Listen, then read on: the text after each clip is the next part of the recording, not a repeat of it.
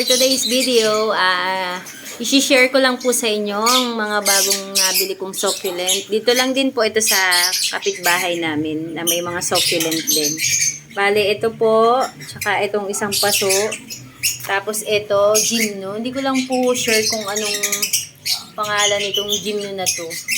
Kulay parang pink na nagre-red. Tapos ang dami niyang baby guys. Ayan o. Tapos ito, bigay lang niya to sa akin.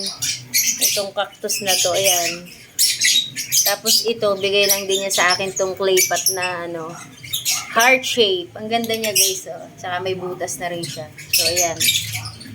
Bali, itong tatlong ito, binigay lang po niya sa akin ng 150. Itong tatlong paso na to, kasama yung gymno. Pero itong cactus na to, bigay lang yan. At saka itong pots na heart. So, yan lang guys. Gusto ko lang i-share sa inyo at natutuwa ako kasi meron na naman akong bagong aalagaan ng mga succulent. At ang mga succulent niya guys, ang gaganda kasi parang nasa labas lang ng bahay. Parang pinapabayaan lang niya.